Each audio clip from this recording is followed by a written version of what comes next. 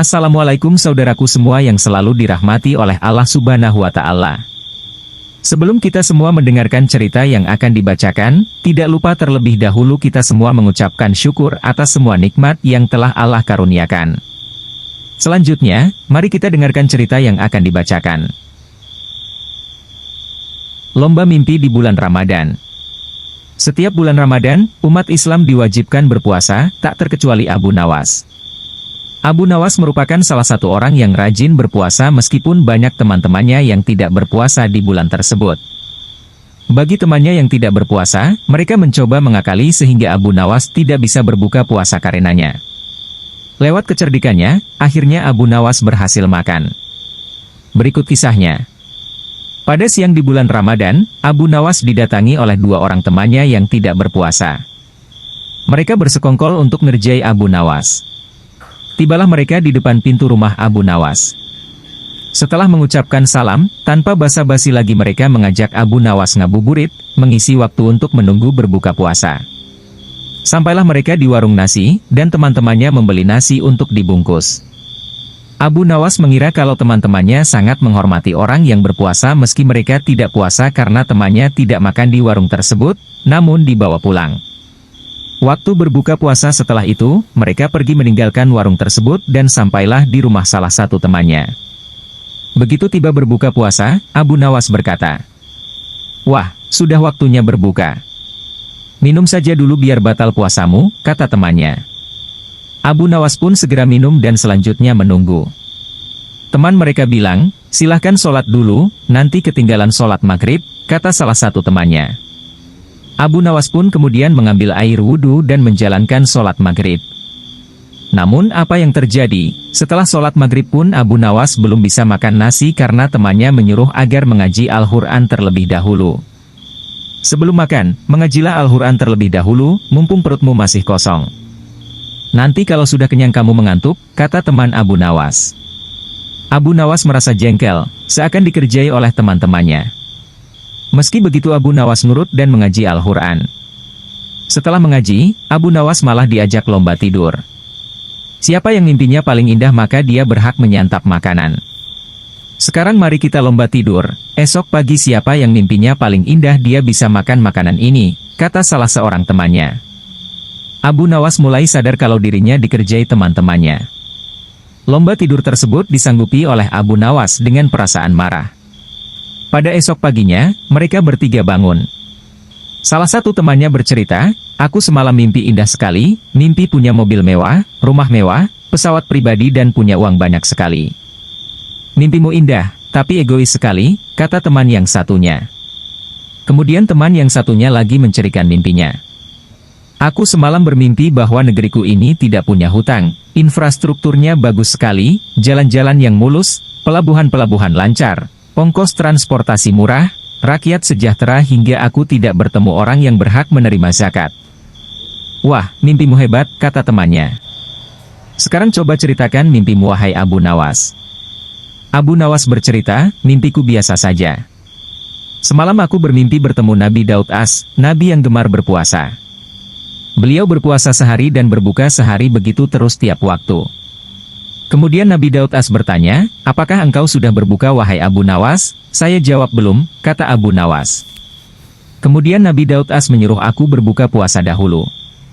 Kontan saja aku cekatan bangun, mengambil makanan yang sudah kalian belikan." Mimpi Abu Nawas sangat disesali oleh kedua temannya. Mereka kalah cerdik dengan akal Abu Nawas. Niat untuk ngerjai, malah dikerjai Abu Nawas. Sudah lama Abu Nawas tidak dipanggil ke istana untuk menghadap Baginda. Abu Nawas juga sudah lama tidak muncul di kedai teh. Kawan-kawan Abu Nawas banyak yang merasa kurang bergairah tanpa kehadiran Abu Nawas. Tentu saja keadaan kedai tak semarak karena Abu Nawas si pemicu tawa tidak ada. Suatu hari ada seorang laki-laki setengah baya ke kedai teh menanyakan Abu Nawas. Ia mengeluh bahwa ia tidak menemukan jalan keluar dari masalah pelik yang dihadapi. Salah seorang teman Abu Nawas ingin mencoba menolong. "Cobalah utarakan kesulitanmu kepadaku barangkali aku bisa membantu," kata kawan Abu Nawas. "Baiklah, aku mempunyai rumah yang amat sempit. Sedangkan aku tinggal bersama istri dan kedelapan anak-anakku. Rumah itu kami rasakan terlalu sempit sehingga kami tidak merasa bahagia, kata orang itu membeberkan kesulitannya. Kawan Abu Nawas tidak mampu memberikan jalan keluar, juga yang lainnya. Sehingga mereka menyarankan agar orang itu pergi menemui Abu Nawas di rumahnya saja. Orang itu pun pergi ke rumah Abu Nawas. Dan kebetulan Abu Nawas sedang mengaji. Setelah mengutarakan kesulitan yang sedang dialaminya, Abu Nawas bertanya kepada orang itu, "Punyakah engkau seekor domba?" "Tidak, tetapi aku mampu membelinya," jawab orang itu. "Kalau begitu belilah seekor dan tempatkan domba itu di dalam rumahmu," Abu Nawas menyarankan. Orang itu tidak membantah. Ia langsung membeli seekor domba seperti yang disarankan Abu Nawas. Beberapa hari kemudian orang itu datang lagi menemui Abu Nawas. "Wahai Abu Nawas, aku telah melaksanakan saranmu, tetapi rumahku bertambah sesak. Aku dan keluargaku merasa segala sesuatu menjadi lebih buruk dibandingkan sebelum tinggal bersama domba," kata orang itu mengeluh. "Kalau begitu, belilah lagi beberapa ekor unggas dan tempatkan juga mereka di dalam rumahmu," kata Abu Nawas. Orang itu tidak membantah. Ia langsung membeli beberapa ekor unggas yang kemudian dimasukkan ke dalam rumahnya. Beberapa hari kemudian orang itu datang lagi ke rumah Abu Nawas. "Wahai Abu Nawas, aku telah melaksanakan saran-saranmu dengan menambah penghuni rumahku dengan beberapa ekor unggas. Namun begitu aku dan keluargaku semakin tidak betah tinggal di rumah yang makin banyak penghuninya. Kami bertambah merasa tersiksa," kata orang itu dengan wajah yang semakin suram. "Kalau begitu belilah seekor anak unta dan peliharalah di dalam rumahmu," kata Abu Nawas menyarankan. Orang itu tidak membantah. Ia langsung ke pasar hewan membeli seekor anak unta untuk dipelihara di dalam rumahnya. Beberapa hari kemudian orang itu datang lagi menemui Abu Nawas. Ia berkata, "Wahai Abu Nawas, tahukah engkau bahwa keadaan di dalam rumahku sekarang hampir seperti neraka? Semuanya berubah menjadi lebih mengerikan daripada hari-hari sebelumnya. Wahai Abu Nawas, kami sudah tidak tahan tinggal serumah dengan binatang-binatang itu," kata orang itu putus asa. "Baiklah, kalau kalian sudah merasa tidak tahan maka jualah anak unta itu," kata Abu Nawas. Orang itu tidak membantah. Ia langsung menjual anak unta yang baru dibelinya. Beberapa hari kemudian Abu Nawas pergi ke rumah orang itu. "Bagaimana keadaan kalian sekarang?" Abu Nawas bertanya. "Keadaannya sekarang lebih baik karena anak unta itu sudah tidak lagi tinggal di sini," kata orang itu tersenyum. "Baiklah, kalau begitu sekarang juallah unggas-unggasmu," kata Abu Nawas. Orang itu tidak membantah. Ia langsung menjual unggas-unggasnya. Beberapa hari kemudian Abu Nawas mengunjungi orang itu. "Bagaimana keadaan rumah kalian sekarang?" Abu Nawas bertanya. "Keadaan sekarang lebih menyenangkan karena unggas-unggas itu sudah tidak tinggal bersama kami," kata orang itu dengan wajah ceria. "Baiklah kalau begitu sekarang juallah domba itu," kata Abu Nawas. Orang itu tidak membantah.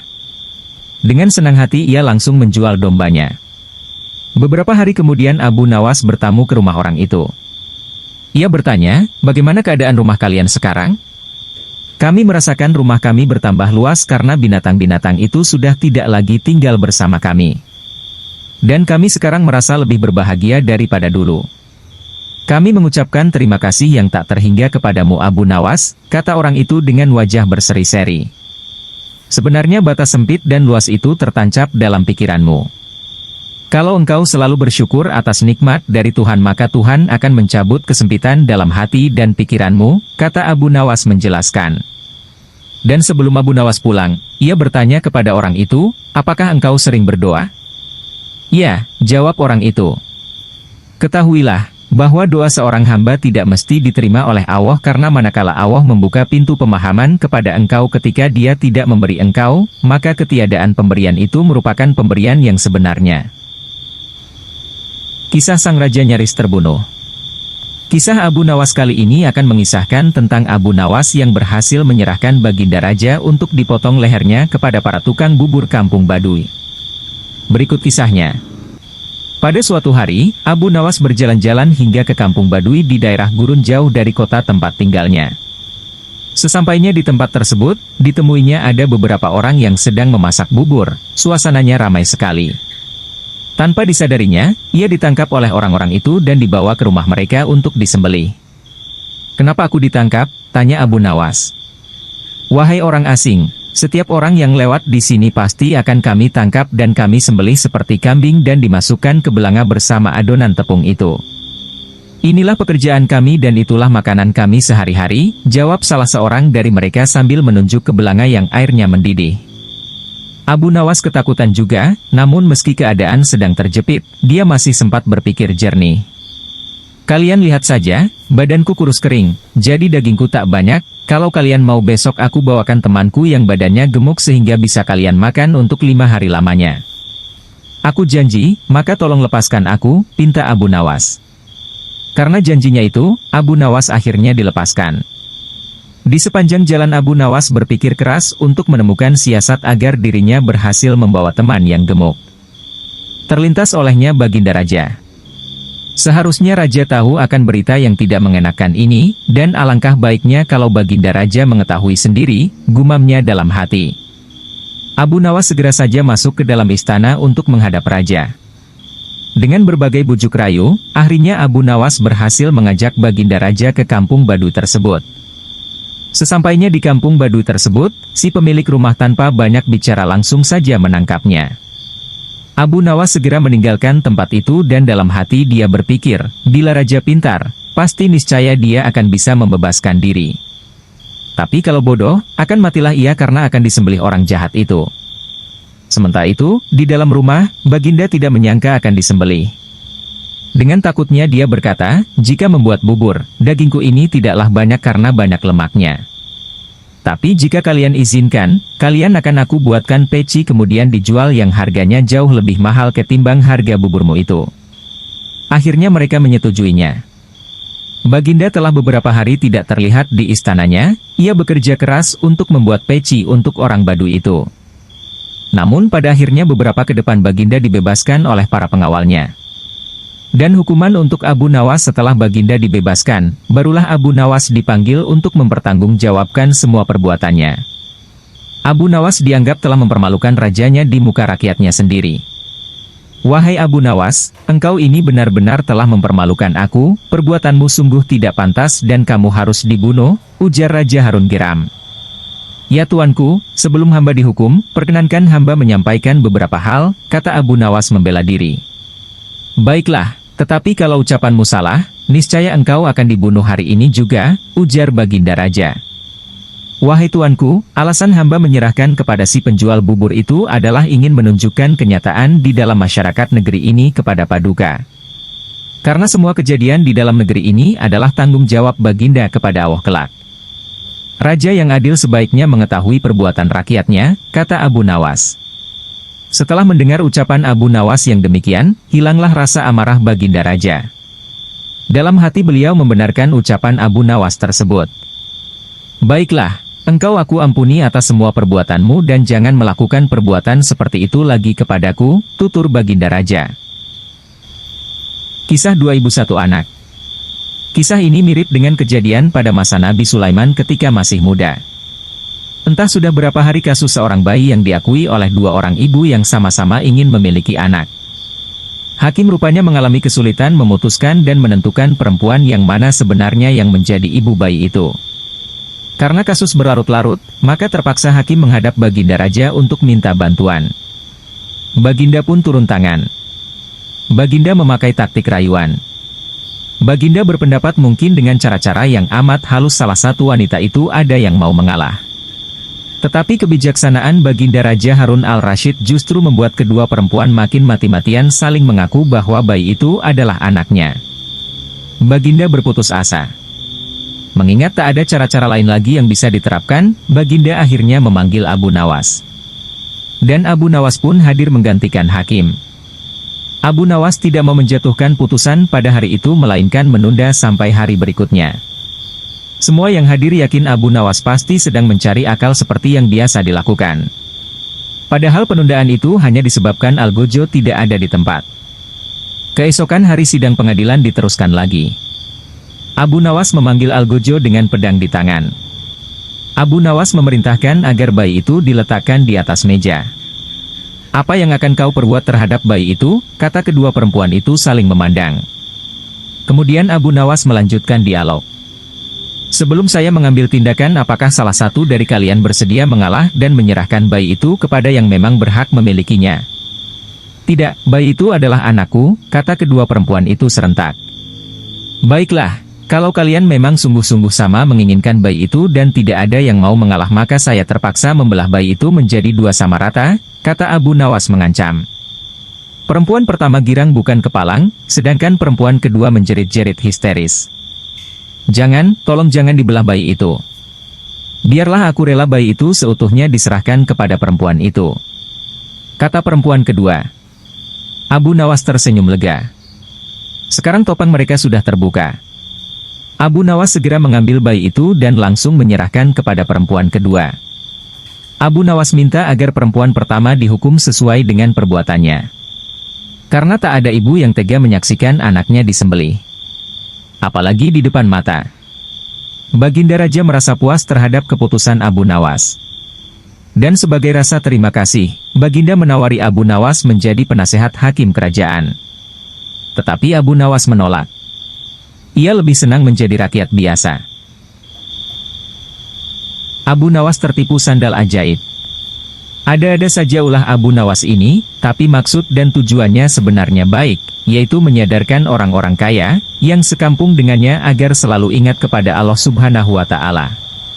Agar mereka sadar dari perbuatan untuk memperkaya diri sendiri dengan cara apapun. Nah, ide cemerlangnya kali ini adalah sebuah sandal ajaib. Berkat sandal ajaib ini, akhirnya salah seorang di antara mereka bertobat kepada Allah Subhanahu wa Ta'ala. Berikut kisahnya. Kampung tempat tinggal Abu Nawas lama-kelamaan membuatnya merasa tak nyaman karena saking banyaknya umat Islam yang menumpuk-numpuk harta dengan menghalalkan segala cara. Otomatis hal ini membuat Abu Nawas gusar, karena sebagai seorang ulama, Abu Nawas berpikir bahwa hal itu bertentangan dengan ajaran Islam. Untuk menghentikan perbuatan buruk tersebut, Abu Nawas memutar otak mencari ide yang tepat untuk menyadarkan banyak orang. Setelah berpikir panjang, akhirnya ia menemukan ide cemerlang, yaitu ide sandal ajaib. Dengan mengambil peralatan sederhana, berangkatlah ia ke pasar untuk gelar tikar menjual sandal-sandal ajaibnya tersebut. Sandal ajaib, sandal ajaib, sandal ajaib, kata Abu Nawas berkali-kali di pasar. Sesaat kemudian muncullah salah seorang pemuda yang melihat-lihat barang dagangannya. Silahkan tuan, mau mencari apa? Tanya Abu Nawas. Saya ingin mencari sandal yang bisa merubah hidupku yang miskin ini, jawab pemuda itu. Apa maksud tuan? Tanya Abu Nawas lagi. Saya ini sudah lama hidup miskin dan ingin sekali kaya raya. Saya ingin membeli barang yang bisa memberikan saya keberuntungan, kata pemuda itu. Kemudian Abu Nawas menunjukkan salah satu sandal ajaibnya. Ia mengatakan bahwa sandal itu akan membuat penggunanya dari tak punya menjadi orang yang punya. Karena tertarik, pembeli itu akhirnya jadi juga membeli sandal ajaib itu dengan harga yang lumayan mahal. Si pemuda langsung saja memakai sandal ajaib itu berkeliling kampung dengan harapan semoga keberuntungan segera berpihak kepadanya. Akan tetapi, harapannya tak kunjung terwujud. Jangankan keberuntungan, si pemuda malah dikira pencuri di kampung tersebut. Untung saja para warga tak sampai menghakiminya. Karena merasa tertipu, pemuda itu kembali lagi menemui Abu Nawas untuk protes. Assalamualaikum, sapa pemuda itu. Waalaikumsalam, ternyata tuan, bagaimana kabar tuan? Tanya Abu Nawas. Kabar jelek. Aku selalu ditimpa kemalangan gara-gara sandal ini. Padahal dulu engkau mengatakan kalau sandal ini bisa mendatangkan keberuntungan, bisa menjadi kaya dan terkenal, tapi mana buktinya? Protes si pembeli. Seingat saya tidak pernah mengatakan seperti itu tuan, sergah Abu Nawas. Saya hanya mengatakan, bahwa bila tuan pada mulanya orang yang tidak punya, maka dengan membeli sandal ini tuan akan menjadi orang yang punya. Buktinya sekarang tuan sudah memiliki sandal ajaib ini, kata Abu Nawas. Pembeli bertobat begitu mendengar penuturan Abu Nawas, pemuda itu hanya bisa diam, ia menyadari bahwa dirinya sedang salah tafsir. Lalu mengapa engkau mengatakan bahwa sandal ini ajaib? Tanya pembeli. Karena merek sandal ini adalah ajaib, sandal ajaib, jawab Abu Nawas. Akhirnya pemuda itu pergi begitu saja tanpa sepatah kata pun. Tunggu tuan, saya ingin mengatakan sesuatu kepada tuan. Mungkin saja akan ada manfaatnya, kata Abu Nawas. Jangan percaya kepada barang ajaib, Karena percaya pada sesuatu selain Allah Subhanahu wa Ta'ala bisa membuat kita syirik dan akan mendapatkan kesusahan di dunia dan akhirat kelak. Buktinya sebagaimana yang Tuhan alami ini, oleh karena itu, segeralah bertobat kepada Allah Subhanahu wa Ta'ala, kata Abu Nawas. Mendengar penuturan Abu Nawas, sepertinya pemuda itu menyadari kesalahannya. Ternyata banyak sekali hal-hal yang bisa membawa kepada perbuatan yang dimurkai Allah Subhanahu wa Ta'ala. Mulai saat itulah ia bertobat kepada Allah Subhanahu wa Ta'ala. Abu Nawas hadiah tebakan jitu. Baginda Raja Harun al-Rasyid kelihatan murung. Semua menterinya tidak ada yang sanggup menemukan jawaban dari dua pertanyaan Baginda. Bahkan para penasihat kerajaan pun merasa tidak mampu memberi penjelasan yang memuaskan Baginda. Padahal Baginda sendiri ingin mengetahui jawaban yang sebenarnya. Mungkin karena amat penasaran, para penasihat Baginda menyarankan agar Abu Nawas saja yang memecahkan dua teka-teki yang membingungkan itu. Tidak begitu lama Abu Nawas dihadapkan. Baginda mengatakan bahwa akhir-akhir ini ia sulit tidur karena diganggu oleh keingintahuan menyingkap dua rahasia alam. Tuanku yang mulia, sebenarnya rahasia alam yang manakah yang Paduka maksudkan? Tanya Abu Nawas ingin tahu. Aku memanggilmu untuk menemukan jawaban dari dua teka-teki yang selama ini menggoda pikiranku, kata Baginda.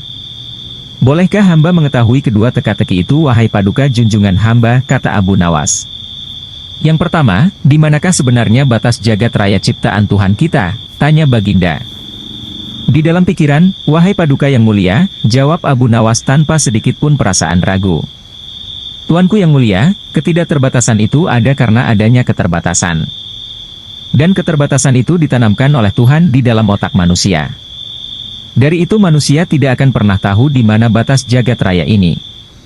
Sesuatu yang terbatas tentu tak akan mampu mengukur sesuatu yang tidak terbatas, jelas Abu Nawas. Baginda mulai tersenyum karena merasa puas mendengar penjelasan Abu Nawas yang masuk akal. Kemudian Baginda melanjutkan teka-teki yang kedua. Wahai Abu Nawas, manakah yang lebih banyak jumlahnya, bintang-bintang di langit ataukah ikan-ikan di laut? Tanya Raja. Ikan-ikan di laut, jawab Abu Nawas dengan tangkas. Bagaimana kau bisa langsung memutuskan begitu? Apakah engkau pernah menghitung jumlah mereka? Tanya Baginda heran. Paduka yang mulia, bukankah kita semua tahu bahwa ikan-ikan itu setiap hari ditangkapi dalam jumlah besar? Namun begitu jumlah mereka tetap banyak seolah-olah tidak pernah berkurang karena saking banyaknya. Sementara bintang-bintang itu tidak pernah rontok, jumlah mereka juga banyak, jawab Abu Nawas meyakinkan. Seketika itu rasa penasaran yang selama ini menghantui Baginda sirna tak berbekas. Baginda Raja Harun al-Rasyid memberi hadiah Abu Nawas dan istrinya uang yang cukup banyak. Lalu, pada suatu ketika di lain hari. Tidak seperti biasa, hari itu Baginda tiba-tiba ingin menyamar menjadi rakyat biasa. Beliau ingin menyaksikan kehidupan di luar istana tanpa sepengetahuan siapapun agar lebih leluasa bergerak. Baginda mulai keluar istana dengan pakaian yang amat sederhana layaknya seperti rakyat jelata. Di sebuah perkampungan beliau melihat beberapa orang berkumpul. Setelah Baginda mendekat, ternyata seorang ulama sedang menyampaikan kuliah tentang alam barzah. Tiba-tiba ada seorang yang datang dan bergabung di situ, lalu bertanya kepada ulama itu. Kami menyaksikan orang kafir pada suatu waktu dan mengintip kuburnya, tetapi kami tiada mendengar mereka berteriak dan tidak pula melihat penyiksaan-penyiksaan yang katanya sedang dialaminya. Maka bagaimana cara membenarkan sesuatu yang tidak sesuai dengan yang dilihat mata? Ulama itu berpikir sejenak kemudian ia berkata, untuk mengetahui yang demikian itu harus dengan panca indera yang lain. Ingatkah kamu dengan orang yang sedang tidur? Dia kadangkala bermimpi dalam tidurnya digigit ular, diganggu dan sebagainya. Ia juga merasa sakit dan takut ketika itu bahkan memekik dan keringat bercucuran pada keningnya. Ia merasakan hal semacam itu seperti ketika tidak tidur. Sedangkan engkau yang duduk di dekatnya menyaksikan keadaannya seolah-olah tidak ada apa-apa. Padahal apa yang dilihat serta dialaminya adalah dikelilingi ular-ular. Maka jika masalah mimpi yang remeh saja sudah tidak mampu mata lahir melihatnya, mungkinkah engkau bisa melihat apa yang terjadi di alam barzah? Baginda Raja terkesan dengan penjelasan ulama itu. Baginda masih ikut mendengarkan kuliah itu. Kini ulama itu melanjutkan kuliahnya tentang alam akhirat. Dikatakan bahwa di surga tersedia hal-hal yang amat disukai nafsu, termasuk benda-benda. Salah satu benda-benda itu adalah mahkota yang amat luar biasa indahnya. Tak ada yang lebih indah dari barang-barang di surga karena barang-barang itu tercipta dari cahaya. Saking indahnya maka satu mahkota jauh lebih bagus dari dunia dan isinya. Baginda makin terkesan. Beliau pulang kembali ke istana. Baginda sudah tidak sabar ingin menguji kemampuan Abu Nawas.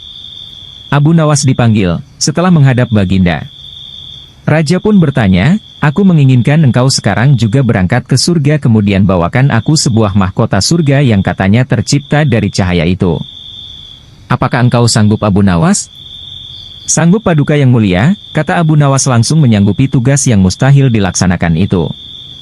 Tetapi Baginda harus menyanggupi pula satu syarat yang akan hamba ajukan.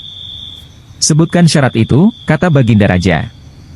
Hamba mohon Baginda menyediakan pintunya agar hamba bisa memasukinya. Pintu apa? Tanya Baginda belum mengerti. Pintu alam akhirat, jawab Abu Nawas. Apa itu? Tanya Baginda ingin tahu. Kiamat. Wahai Paduka yang mulia. Masing-masing alam mempunyai pintu. Pintu alam dunia adalah liang peranakan ibu. Pintu alam barzah adalah kematian. Dan pintu alam akhirat adalah kiamat. Surga berada di alam akhirat. Bila Baginda masih tetap menghendaki hamba mengambilkan sebuah mahkota di surga, maka dunia harus kiamat terlebih dahulu. Kata Abu Nawas menjelaskan. Mendengar penjelasan Abu Nawas Baginda Raja terdiam. Di sela-sela kebingungan Baginda Raja Harun al-Rasyid, Abu Nawas bertanya lagi. Masihkah Baginda menginginkan mahkota dari surga? Baginda Raja tidak menjawab. Beliau diam 1000 bahasa, sejenak kemudian Abu Nawas mohon diri karena Abu Nawas sudah tahu jawabnya. Selamatkan Raja dengan sorban usang. Kisah Abu Nawas, tak ada habisnya untuk diceritakan hingga kapanpun. Seperti pada kali ini, kisah Abu Nawas akan mengisahkan sepak terjang kecerdikan Abu Nawas dalam menyelamatkan rajanya dari rongrongan para pengkhianat. Selidik punya selidik, ternyata yang telah melakukan pengkhianatan adalah para menteri raja sendiri. Berkata bantuan Abu Nawas yang pandai ini, akhirnya bisa ditemukan juga nama menteri yang telah berkhianat. Berikut kisahnya. Pada suatu hari di kerajaan yang dipimpin oleh Raja Harun al-Rasyid telah terjadi huru-hara. Rakyatnya tidak lagi mendapat ketenangan seperti biasanya karena telah terjadi penculikan dan pembunuhan yang misterius. Raja dan para prajuritnya akhirnya mengetahui bahwa huru-hara tersebut bukan datang dari musuh, namun dari dalam istana sendiri yang diotaki oleh para menterinya. Namun, Raja sangat kesulitan untuk mencari siap yang berseongkol terhadap tindakan penculikan dan pembunuhan tersebut karena dia melihat bahwa para menterinya semuanya taat kepadanya. Dari itu, dipanggillah Abu Nawas yang dikenal memiliki otak yang cerdas. Akhir-akhir ini aku gelisah, seolah ada seseorang yang hendak mengkudeta kerajaanku. Apa ada yang salah dengan kepemimpinanku? Tanya Raja kepada Abu Nawas. Ampun beribu ampun Baginda, apa yang bisa hamba lakukan untuk membantu? Tanya Abu Nawas. Begini wahai Abu Nawas, berilah cara kepadaku untuk menguji kesetiaan para menteriku, kata Raja dengan iming-iming hadiah. Baiklah Paduka, berilah hamba waktu sehari saja agar bisa memikirkan caranya, ujar Abu Nawas sambil berenjak meninggalkan rajanya. Tes kesetiaan menteri-menteri setibanya di rumah, Abu Nawas berpikir keras untuk menemukan cara yang terbaik dan jitu. Karena kelelahan, Abu Nawas akhirnya tertidur dengan lelapnya. Pada keesokan harinya ketika ia hendak sholat subuh, ia menemukan sorban yang berbau tidak sedap. Sorban itu memang telah lama tidak dicuci oleh istrinya. Dari situlah Abu Nawas menemukan cara jitu untuk menguji kesetiaan para menteri kerajaan. Setelah sholat subuh, Abu Nawas segera bergegas menuju istana kerajaan untuk menghadap Raja Harun al-Rasyid. Abu Nawas meminta Raja untuk bersandiwara seolah telah memiliki sorban sakti. Raja Harun setuju dan melakukan apa yang telah diperintahkan oleh Abu Nawas. Setelah itu, maka dikumpulkanlah kelima menterinya untuk menghadap. Di hadapan para menteri itu, Raja mengatakan bahwa ia telah mendapat hadiah berupa sorban sakti hasil pemberian dari kerajaan lain. Dan salah satu kesaktian sorban itu adalah bisa menentukan masa depan kerajaan di masa yang akan datang. Wahai para menteriku, bantulah aku untuk menentukan masa di negeri ini, titah Raja. Bagaimana caranya wahai Baginda? Tanya salah seorang menteri. Masing-masing dari kalian, coba ciumlah sorban hadiah ini secara bergantian. Apabila berbau wangi, maka kerajaan ini akan abadi. Namun, bila baunya busuk, maka kerajaan ini tidak akan lama lagi akan segera runtuh, jelas raja. Kehebatan sorban usang sesuai dengan perintah raja, para menteri satu persatu memasuki ruangan untuk mencium sorban sakti tersebut. Setelah semuanya telah mendapatkan giliran, maka dikumpulkanlah lagi menteri-menterinya. Bagaimana baunya? Tanya raja. Sorban ini baunya sangat harum, niscaya kerajaan ini akan abadi, jawab menteri pertama. Menteri kedua dan ketiga menjawab sama dengan menteri pertama. Intinya adalah mereka berusaha untuk membuat rajanya senang. Giliran menteri keempat dan kelima angkat bicara. Di luar dugaan, menteri keempat dan kelima ini mengatakan bahwa sorab sakti tersebut baunya busuk dan menyengat hidung. Mendengar pernyataan menteri keempat dan kelima itu, raja akhirnya membuka rahasia bahwa sorban yang dikiranya sakti tersebut adalah milik Abu Nawas yang sudah usang dan tidak dicuci lama sekali. Bergetarlah badan dari menteri pertama, kedua dan ketiga. Kini aku tahu siapa di antara kalian yang telah berkhianat kepadaku. Kalian telah terbukti berbohong dan kalian pantas untuk masuk penjara, ujar Raja Harun. Menteri pertama, kedua dan ketiga segera ditangkap dan dimasukkan ke dalam penjara. Kepada menteri keempat dan kelima, Raja Harun memberikan hadiah kepada mereka karena kesetiaan yang telah diberikan. Tak lupa juga, Abu Nawas mendapat bagian hadiah yang telah dijanjikan oleh Raja Harun kemarin hari. Abu Nawas asmara memang aneh. Secara tak terduga pangeran yang menjadi putra mahkota jatuh sakit. Sudah banyak tabib yang didatangkan untuk memeriksa dan mengobati tapi tak seorang pun mampu menyembuhkannya. Akhirnya raja mengadakan sayembara. Sayembara boleh diikuti oleh rakyat dari semua lapisan. Tidak terkecuali oleh para penduduk negeri tetangga. Sayembara yang menyediakan hadiah menggiurkan itu dalam waktu beberapa hari berhasil menyerap ratusan peserta. Namun tak satu pun dari mereka berhasil mengobati penyakit sang pangeran. Akhirnya sebagai sahabat dekat Abu Nawas, menawarkan jasa baik untuk menolong sang putra mahkota. Baginda Harun al-Rasyid menerima usul itu dengan penuh harap. Abu Nawas sadar bahwa dirinya bukan tabib. Dari itu ia tidak membawa peralatan apa-apa. Para tabib yang ada di istana tercengang melihat Abu Nawas yang datang tanpa peralatan yang mungkin diperlukan. Mereka berpikir mungkinkah orang macam Abu Nawas ini bisa mengobati penyakit sang pangeran? Sedangkan para tabib terkenal dengan peralatan yang lengkap saja tidak sanggup. Bahkan penyakitnya tidak terlacak. Abu Nawas merasa bahwa seluruh perhatian tertuju padanya. Namun Abu Nawas tidak begitu memperdulikannya. Abu Nawas dipersilahkan memasuki kamar pangeran yang sedang terbaring. Ia menghampiri sang pangeran dan duduk di sisinya.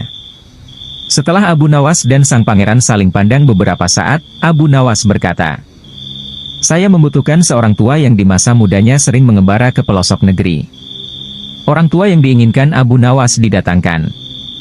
Sebutkan satu persatu nama-nama desa di daerah selatan. Perintah Abu Nawas kepada orang tua itu. Ketika orang tua itu menyebutkan nama-nama desa bagian selatan, Abu Nawas menempelkan telinganya ke dada sang pangeran. Kemudian Abu Nawas memerintahkan agar menyebutkan bagian utara, barat dan timur. Setelah semua bagian negeri disebutkan, Abu Nawas mohon agar diizinkan mengunjungi sebuah desa di sebelah utara. Raja merasa heran. "Engkau kuundang ke sini bukan untuk bertamasya. Hamba tidak bermaksud berlibur yang mulia," kata Abu Nawas. "Tetapi aku belum paham," kata raja. "Maafkan hamba paduka yang mulia." "Kah? Kurang bijaksana rasanya bila hamba jelaskan sekarang," kata Abu Nawas. Abu Nawas pergi selama 2 hari. Sekembali dari desa itu Abu Nawas menemui sang pangeran dan membisikkan sesuatu kemudian menempelkan telinganya ke dada sang pangeran. Lalu Abu Nawas menghadap raja. "Apakah yang mulia masih menginginkan sang pangeran tetap hidup?" tanya Abu Nawas. "Apa maksudmu?" Raja balas bertanya. "Sang pangeran sedang jatuh cinta pada seorang gadis desa di sebelah utara negeri ini," kata Abu Nawas menjelaskan. "Bagaimana kau tahu?" Ketika nama-nama desa di seluruh negeri disebutkan, tiba-tiba degup jantungnya bertambah keras ketika mendengarkan nama sebuah desa di bagian utara negeri ini. Dan sang pangeran tidak berani mengutarakannya kepada baginda. "Lalu apa yang harus aku lakukan?" tanya raja. "Mengawinkan pangeran dengan gadis desa itu. Kalau tidak," tawar raja ragu-ragu. Cinta itu buta. Bila kita tidak berusaha mengobati kebutaannya, maka ia akan mati. Rupanya saran Abu Nawas tidak bisa ditolak. Sang pangeran adalah putra satu-satunya yang merupakan pewaris tunggal kerajaan. Abu Nawas benar. Begitu mendengar persetujuan sang raja, sang pangeran berangsur-angsur pulih. Sebagai tanda terima kasih raja memberi Abu Nawas sebuah cincin permata yang amat indah. Abu Nawas tertipu obat ajaib. Memang semua sudah tahu dan kagum akan kecerdasan Abu Nawas, tak ada yang meragukan sama sekali. Pada suatu hari, Raja Harun ar-Rasyid telah mempermalukan Abu Nawas dengan menyiram air kencing di depan para tamu undangan. Abu Nawas hanya bisa terdiam, namun dalam hati dia merencanakan sesuatu di lain hari. Kisahnya figur Abu Nawas ini memang sangat lihai dalam menyelesaikan masalah. Tidak hanya lucu saja, akan tetapi juga bijaksana sehingga Abu Nawas tidak dapat dianggap enteng. Raja sangat bangga memiliki warga seperti Abu Nawas ini. Namun, pada pihak lain dari diri Abu Nawas juga sangat menjengkelkan raja karena ulahnya yang selalu tidak tahu diri. Oleh karena itulah Baginda Raja tak pernah berhenti memeras otaknya untuk membalas Abu Nawas. Seperti pada tahun-tahun sebelumnya, setiap bulan Rabiul Awal diadakan acara Maulid Nabi. Sambil tersenyum, Baginda Raja bergumam dalam hati, "Awas ya kamu Abu Nawas, kali ini kamu pasti kena." Acara Maulid Nabi pun tibalah waktunya, dan diselenggarakan di istana. Pada saat itu semua pembesar negeri hadir termasuk putra-putra mahkota dari kerajaan sebelah, termasuk pula Abu Nawas ikutan diundang. Dengan perintah raja, semua yang hadir di acara Maulid Nabi tersebut dipersilahkan untuk berdiri dan kemudian disirami dengan air mawar yang menebarkan bau harum. Kecuali Abu Nawas, dia disiram dengan air kencing. Membalas tipuan raja setelah disiram dengan air kencing tersebut, jadi sadarlah Abu Nawas kalau dirinya telah dipermalukan di depan para pembesar negeri. Dia bungkam 1000 bahasa dan hanya bisa bergumam dalam hati. "Baiklah, hari ini Paduka telah memberiku kuah tak sedap, esok hari aku akan membalasnya dengan isinya." Sejak saat itu Abu Nawas tidak pernah menjejakkan kakinya di istana. Raja pun menjadi kangen dibuatnya karena kelucuannya saat bercerita. Ketika raja memanggilnya ke istana, rupanya Abu Nawas tidak bersedia dengan alasan sakit yang membuat tubuhnya lemah lunglai. Karena khawatir telah terjadi sesuatu dengan diri Abu Nawas, raja pun ingin menengoknya diiringi dengan beberapa petinggi kerajaan. Pucuk dicinta ulam tiba, begitu mendengar raja menuju ke rumahnya, Abu Nawas yang dalam keadaan segar bugar itu pun langsung memasang aksi. Matanya terpejam, badan tergeletak lemah lunglai. Namun, sebelum dia beraksi demikian, dia telah terlebih dahulu menyuruh istrinya menyiapkan obat ajaib yang berbentuk bulatan kecil. Dan di antara bulatan obat ajaib itu terdapat 2 butir yang dibubuhi tinja di dalamnya. Tak berapa lama kemudian raja sudah ada di depan pintu rumah Abu Nawas. "Wahai Abu Nawas, apa yang kamu telan itu?" tanya raja. "Inilah yang disebut obat ajaib, resepnya hamba peroleh lewat mimpi tadi malam. Jika saya menelan 2 butir niscaya akan sembuh," jawab Abu Nawas yang terlentang dan segera bangun setelah menelan pil yang kedua. "Kalau begitu, aku juga mau minum obat ajaib itu," kata raja. "Baiklah tuanku." Paduka berbaringlah dan pejamkan mata seperti hamba sekarang ini, tidak boleh duduk, apalagi berdiri, kata Abu Nawas. Maharaja pun menuruti perintah Abu Nawas. Obat ajaib begitu mata raja terpejam, Abu Nawas cepat-cepat memasukkan butiran obat ajaib yang telah dibubuhi tinja itu ke mulut raja. Tiba-tiba saja Baginda Raja bangkit sambil membelalakan matanya. "Hai Abu Nawas, engkau memberiku makan tinja ya," kata raja. Maka Abu Nawas pun segera bersimpuh sambil memberi hormat kepada rajanya. "Wahai Khalifah, dulu Baginda memberi hamba kuahnya, sekarang hamba memberi isinya. Jikalau Baginda tidak memberi hamba uang 100 dinar, kejadian itu akan hamba ceritakan kepada halayak ramai," kata Abu Nawas. "Diamlah hai Abu Nawas, jangan ngomong kepada siapa-siapa, nanti aku akan memberimu uang 100 dinar, kata raja. Setelah itu, raja dan semua pengikutnya kembali ke istana. Mereka menyiapkan pundi-pundi yang berisi uang 100 dinar. Nah, untuk kesekian kalinya Abu Nawas berhasil memperdaya rajanya, berhasil mengalahkan rajanya. Abu Nawas mendemo sang hakim atau kadi. Pada suatu sore, ketika Abu Nawas sedang mengajar murid-muridnya, ada 2 orang tamu datang ke rumahnya. Yang seorang adalah wanita tua penjual kahwa, sedang satunya lagi adalah seorang pemuda berkebangsaan Mesir. Wanita tua itu berkata beberapa patah kata kemudian diteruskan dengan si pemuda Mesir. Setelah mendengar pengaduan mereka, Abu Nawas menyuruh murid-muridnya menutup kitab mereka. Sekarang pulanglah kalian. Ajak teman-teman kalian datang kepadaku pada malam hari ini sambil membawa cangkul, penggali, kapak dan martil serta batu. Murid-murid Abu Nawas merasa heran, namun mereka begitu patuh kepada Abu Nawas. Dan mereka merasa yakin gurunya selalu berada membuat kejutan dan berada di pihak yang benar. Pada malam harinya mereka datang ke rumah Abu Nawas dengan membawa peralatan yang diminta oleh Abu Nawas. Berkata Abu Nawas, "Hai kalian semua. Pergilah malam hari ini untuk merusak rumah Tuan Kadi yang baru jadi." "Hah, merusak rumah Tuan Kadi?" gumam semua muridnya keheranan. "Apa, kalian jangan ragu. Laksanakan saja perintah gurumu ini," kata Abu Nawas menghapus keraguan murid-muridnya. "Barang siapa yang mencegahmu, jangan kau pedulikan, terus pecahkan saja rumah Tuan Kadi yang baru. Siapa yang bertanya, katakan saja aku yang menyuruh merusak. Barang siapa yang hendak melempar kalian, maka pukullah mereka dan lemparilah dengan batu." Habis berkata demikian, murid-murid Abu Nawas bergerak ke arah rumah Tuan Kadi. Laksana demonstran mereka berteriak-teriak menghancurkan rumah Tuan Kadi. Orang-orang kampung merasa heran melihat kelakukan mereka. Lebih-lebih ketika tanpa basa-basi lagi mereka langsung merusak rumah tua Kadi. Orang-orang kampung itu berusaha mencegah perbuatan mereka, namun karena jumlah murid-murid Abu Nawas terlalu banyak maka orang-orang kampung tak berani mencegah. Melihat banyak orang merusak rumahnya, Tuan Kadi segera keluar dan bertanya, "Siapa yang menyuruh kalian merusak rumahku?" Murid-murid itu menjawab, "Guru kami Tuan Abu Nawas yang menyuruh kami." Habis menjawab begitu mereka bukannya berhenti malah terus menghancurkan rumah Tuan Kadi hingga rumah itu roboh dan rata dengan tanah. Tuan Kadi hanya bisa marah-marah karena tidak orang yang berani membelanya. "Dasar Abu Nawas provokator, orang gila. Besok pagi aku akan melaporkannya kepada Baginda."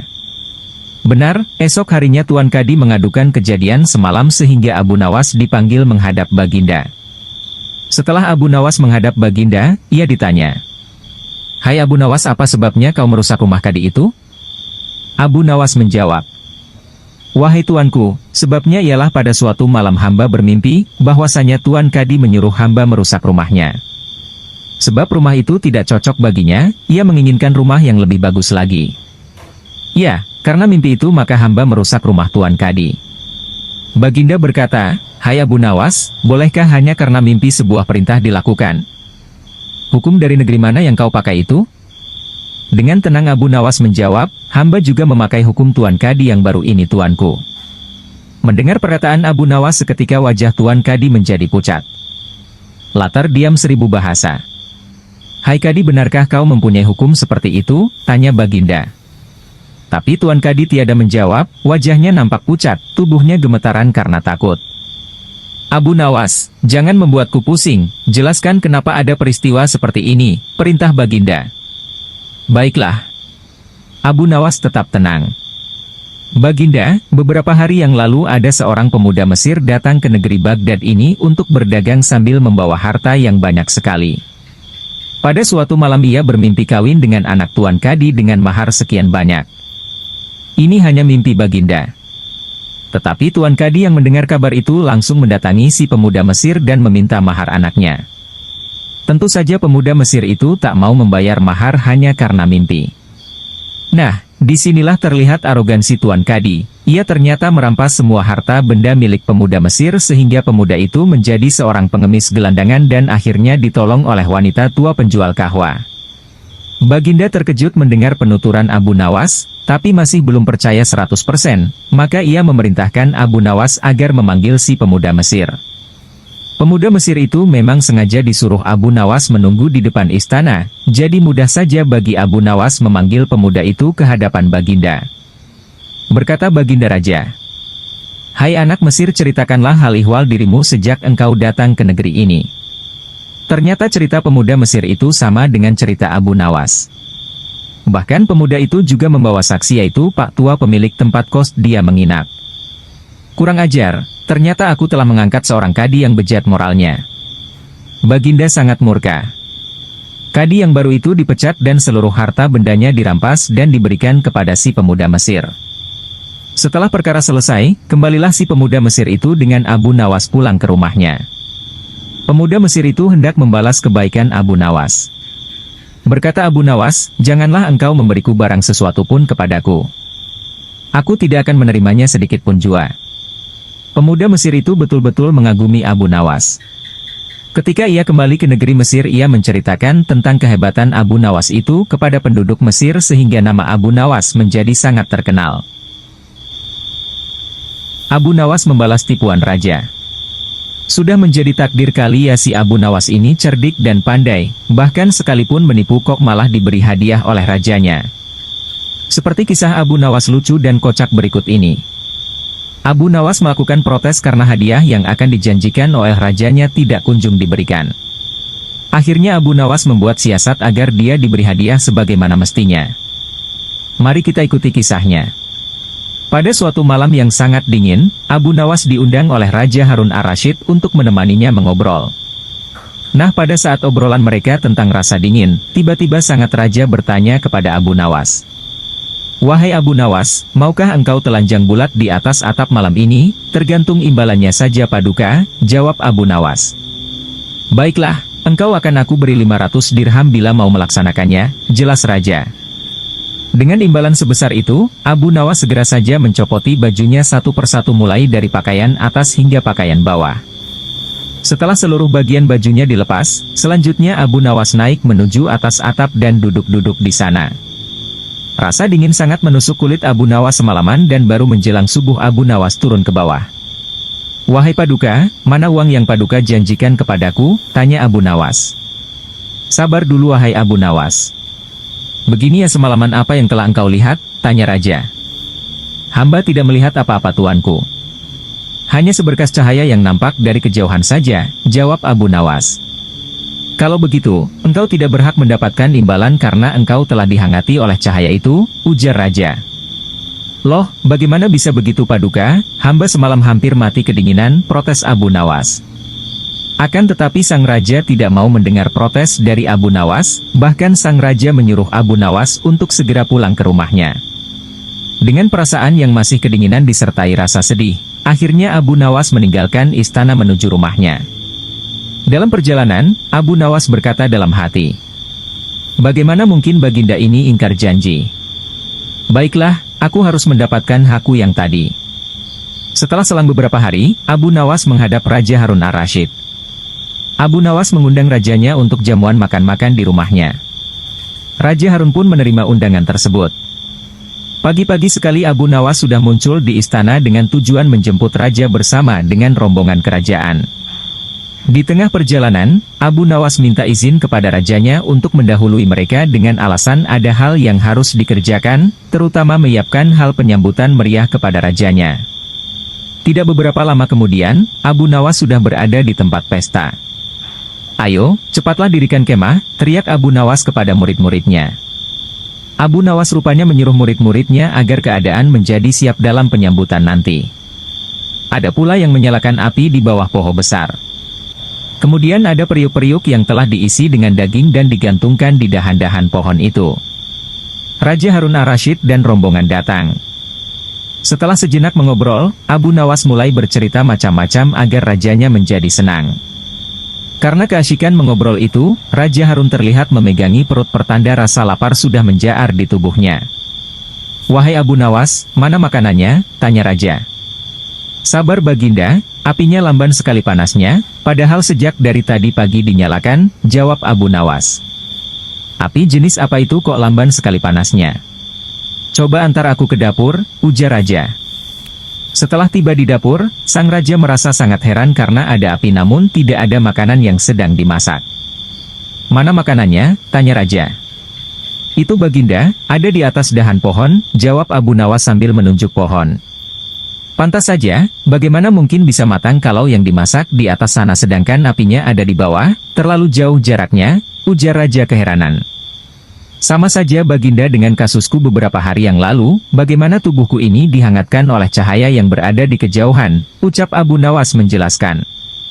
Sang Raja Harun ar-Rasyid langsung tertawa mendengar perkataan Abu Nawas tersebut.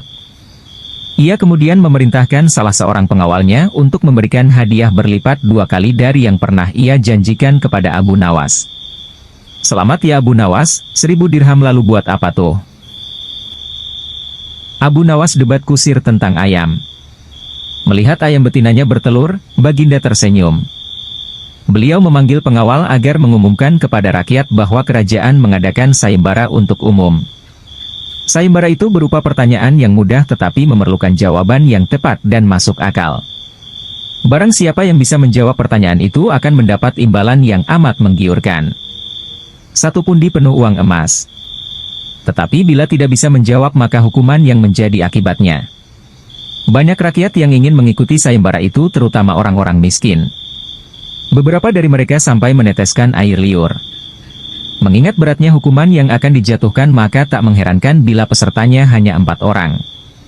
Dan salah satu dari para peserta yang amat sedikit itu adalah Abu Nawas. Aturan main sayembara itu ada 2. Pertama, jawaban harus masuk akal. Kedua, peserta harus mampu menjawab sanggahan dari Baginda sendiri. Pada hari yang telah ditetapkan para peserta sudah siap di depan panggung. Baginda duduk di atas panggung. Beliau memanggil peserta pertama. Peserta pertama maju dengan tubuh gemetar. Baginda bertanya, manakah yang lebih dahulu, telur atau ayam? Telur, jawab peserta pertama. Apa alasannya? Tanya Baginda. Bila ayam lebih dahulu itu tidak mungkin karena ayam berasal dari telur. Kata peserta pertama menjelaskan. Kalau begitu siapa yang mengerami telur itu? Sanggah Baginda. Peserta pertama pucat pasi. Wajahnya mendadak berubah putih seperti kertas, ia tidak bisa menjawab. Tanpa ampun ia dimasukkan ke dalam penjara. Kemudian peserta kedua maju. Ia berkata, Paduka yang mulia, sebenarnya telur dan ayam tercipta dalam waktu yang bersamaan.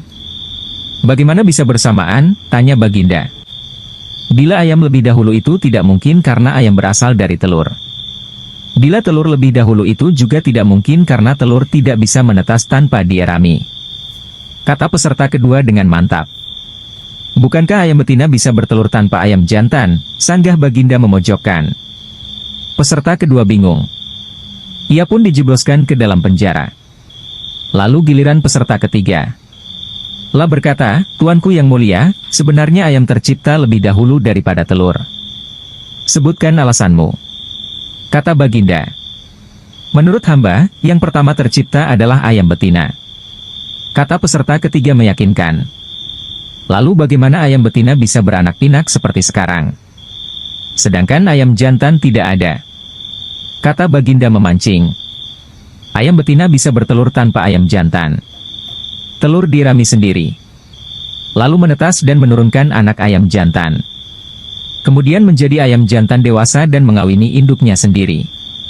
Peserta ketiga berusaha menjelaskan. Bagaimana bila ayam betina mati sebelum ayam jantan yang sudah dewasa sempat mengawininya? Peserta ketiga pun tidak bisa menjawab sanggahan Baginda. Lapun dimasukkan ke penjara. Kini tiba giliran Abu Nawas. Ia berkata, yang pasti adalah telur dulu, baru ayam. Coba terangkan secara logis. Kata Baginda ingin tahu. Ayam bisa mengenal telur, sebaliknya telur tidak mengenal ayam. Kata Abu Nawas singkat. Agak lama Baginda Raja merenung. Kali ini Baginda tidak nyanggah alasan Abu Nawas. Abu Nawas membalas kekejaman sang raja. Abu Nawas hanya tertunduk sedih mendengarkan penuturan istrinya.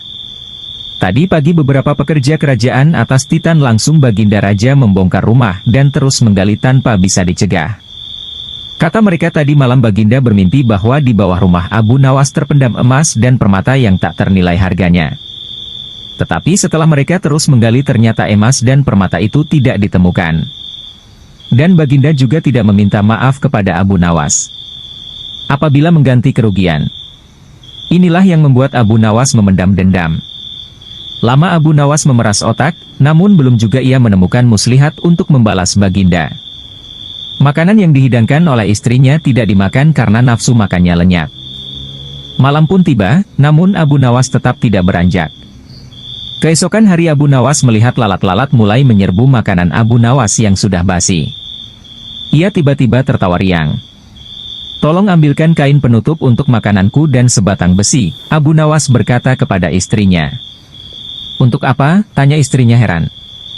"Membalas Baginda Raja," kata Abu Nawas singkat. Dengan muka berseri-seri Abu Nawas berangkat menuju istana.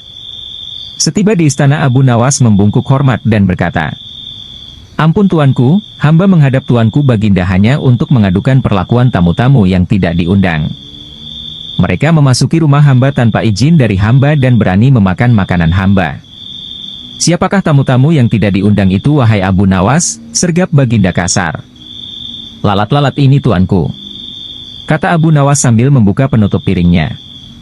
"Kepada siapa lagi kalau bukan kepada Baginda junjungan hamba, hamba mengadukan perlakuan yang tidak adil ini." "Lalu keadilan yang bagaimana yang engkau inginkan dariku?" tanya Raja. "Hamba hanya menginginkan izin tertulis dari Baginda sendiri agar hamba bisa dengan leluasa menghukum lalat-lalat itu." Baginda Raja tidak bisa mengelakkan diri menotak permintaan Abu Nawas karena pada saat itu para menteri sedang berkumpul di istana. Maka dengan terpaksa Baginda membuat surat izin yang isinya memperkenankan Abu Nawas memukul lalat-lalat itu dimanapun mereka hinggap. Tanpa menunggu perintah, Abu Nawas mulai mengusir lalat-lalat di piringnya hingga mereka terbang dan hinggap di sana-sini. Dengan tongkat besi yang sudah sejak tadi dibawanya dari rumah, Abu Nawas mulai mengejar dan memukuli lalat-lalat itu. Ada yang hinggap di kaca.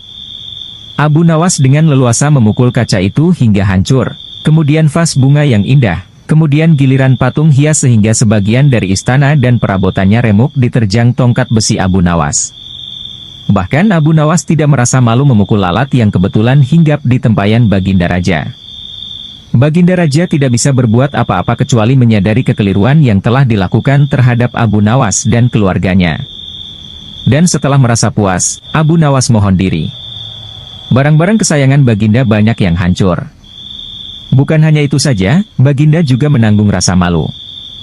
Kini ia sadar betapa kelirunya berbuat semena-mena kepada Abu Nawas. Abu Nawas yang nampak lucu dan sering menyenangkan orang itu ternyata bisa berubah menjadi garang dan ganas serta mampu membalas dendam terhadap orang yang mengusiknya. Abu Nawas pulang dengan perasaan lega. Istrinya pasti sedang menunggu di rumah untuk mendengarkan cerita apa yang dibawa dari istana. Siasat Abu Nawas menaklukkan monyet. Pada suatu hari Abu Nawas tengah melihat pertunjukan monyet ajaib. Ajaib karena si monyet ini hanya mau diperintah oleh pemiliknya saja. Kalau diperintah oleh orang lain maka dia akan menolak. Namun, dengan kecerdasan yang dimilikinya, Abu Nawas akhirnya berhasil mengecoh si monyet sehingga menuruti perkataan Abu Nawas. Ikuti kisahnya berikut ini. Pada suatu hari yang cerah, Abu Nawas telah mendapatkan perintah dari Raja Harun ar-Rasyid untuk mengamati dan mencari tahu kekurangan yang ada pada rakyatnya.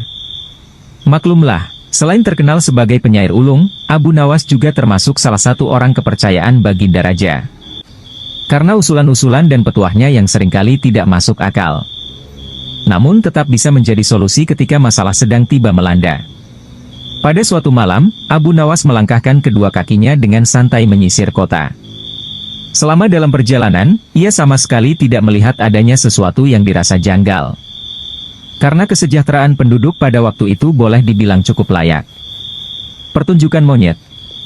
Akan tetapi, pada saat Abu Nawas tengah berada di depan tanah lapang yang sering digunakan penduduk untuk mengadakan hajatan. Tiba-tiba langkah kakinya terhenti dengan adanya kerumunan massa yang begitu banyak. Abu Nawas pun bertanya kepada temannya yang bernama Husin yang secara kebetulan baru melihat pertunjukan di sana. "Ada pertunjukan apa di sana?" tanya Abu Nawas. "Pertunjukan keliling yang melibatkan monyet ajaib," jawab Husin. "Apa maksudmu dengan monyet ajaib?" tanya Abu Nawas. "Monyet tersebut bisa mengerti bahasa manusia dan yang lebih menakjubkan lagi, monyet itu hanya mau tunduk kepada pemiliknya saja," jelas Husin. Ancaman Abu Nawas kepada monyet. Jawaban Husin itu telah membuat Abu Nawas semakin tertarik dan penasaran. Dia langsung pamit pada temannya itu untuk melihat pertunjukan monyet itu. Ketika Abu Nawas sudah berada di tengah kerumunan pada penonton, ternyata, sang pemilik monyet dengan bangga menawarkan hadiah yang cukup besar bagi siapa saja yang sanggup membuat monyet itu mengangguk-angguk. Tak heran bila banyak di antara penonton mencoba satu persatu, mereka berusaha dengan berbagai cara untuk membuat monyet itu mengangguk-angguk. Namun, hasilnya adalah sia-sia belaka. Melihat kegigihan si monyet tersebut, Abu Nawas semakin penasaran. Akhirnya Abu Nawas maju ke depan untuk mencobanya. Setelah berhadapan dengan monyet itu, Abu Nawas bertanya, "Tahukah engkau siapa aku ini?" Si monyet menggeleng-gelengkan kepala. "Apakah engkau tidak takut kepadaku?" tanya Abu Nawas. Si monyet menggelengkan kepalanya. Abu Nawas berhasil. "Apakah engkau takut kepada tuanmu?" tanya Abu Nawas memancing dan si monyet mulai ragu. "Bila engkau tetap diam, maka aku akan laporkan kepada tuanmu," ancam Abu Nawas kepada monyet. Seketika itu juga, si monyet yang pada dasarnya hanya takut kepada tuannya, secara spontan saja mengangguk-anggukan kepala. "Hore!" Sontak saja para penonton bersorak karena ada orang yang mampu membuat si monyet mengangguk-anggukan kepala. Karena keberhasilan Abu Nawas tersebut, maka ia telah mendapatkan hadiah berupa uang yang lumayan banyak. Di lain pihak, si pemilik monyet bukan main marahnya. Pemilik monyet pun memukuli monyetnya dengan sebatang kayu karena malu terhadap pertunjukan itu. Abu Nawas basuh tangan 120 kali. Abu Nawas bekerja sebagai orang kepercayaan Raja Ali Ibnu Bakri. Abu Nawas dikenali sebagai orang cerdik dan ahli dongeng yang termasyur. Suatu hari Raja mengalami ketegangan pikiran selepas bekerja sepanjang hari mengurus rakyat. Sang Raja memerintahkan kepada Abu Nawas bercerita mengenai kisah-kisah aneh dan ajaib, yang menjadi kegemaran Sang Raja, untuk menghilangkan sedikit ketegangan jiwa yang dialaminya. Kebiasaannya, Raja mendengar kisah-kisah Abu Nawas pada malam hari, yaitu sebelum Sang Raja menidurkan matanya. Abu Nawas menjawab, dengan senang hati, "Wahai Raja yang baik dan bahagia." Dikisahkan, wahai Raja yang bahagia, salah seorang pelayan istana berkata kepada Raja Cina, "Wahai Raja zaman ini, tuan rumah memerintahkan para pelayannya agar mengambil air dan semua yang diperlukan untuk membasuh tangan salah seorang tamunya yang dianggap agak ganjil dan aneh. Tamu itu lalu membasuh tangannya dengan air bercampur sabun, garam dan daun sebanyak 120 kali basuhan. Selepas itu barulah ia makan ragut, sejenis makanan yang berasal dari sebuah desa di Baghdad, tetapi pemuda itu memakannya seolah-olah dengan perasaan jijik dan mual. Sementara kami memandangnya dengan penuh keheranan, sebab tangannya dan malah sekujur tubuhnya menggigil. Bila kami melihat tangannya, barulah kami mengetahui bahwa ibu jarinya terpotong, dia makan hanya dengan 4 jari, sehingga menyebabkan makanan itu berjatuhan dari tangannya. Kami menyoalnya dengan heran, apa yang terjadi dengan ibu jarimu? Apakah Tuhan menciptakanmu dalam keadaan seperti ini, atau apakah engkau pernah mengalami kemalangan?" Pemuda itu menyahut, "Demi Tuhan, bukan hanya ibu jari ini saja yang hilang, tetapi juga ibu jari tanganku yang satu lagi, dan tumit kedua-dua kakiku, seperti yang akan kalian lihat." Lalu dia menunjukkan tangan kirinya dan kedua-dua kakinya. Kami melihat bahwa tangan kirinya nampak seperti tangan kanannya dan kedua-dua kakinya tidak mempunyai tumit. Ketika kami melihatnya, keheranan kami semakin bertambah, hingga kami berkata padanya, "Kami tak sabar menunggu kisahmu dan penyebab terpotongnya kedua ibu jari serta tumit kakimu dan mengapa engkau membasuh tanganmu 120 kali. Pemuda itu berkata, "Ayahku adalah salah seorang pedagang yang paling terkemuka di Baghdad pada masa pemerintahan Khalifah Harun al-Rashid. Tetapi ayahku gemar minum anggur dan bermain musik kecapi, sehingga ketika dia meninggal ayahku tidak mewariskan sesuatu pun kepadaku. Aku melaksanakan upacara pemakaman baginya, mengadakan pengajian Al-Quran, dan terus berkabung untuknya dalam masa yang cukup lama.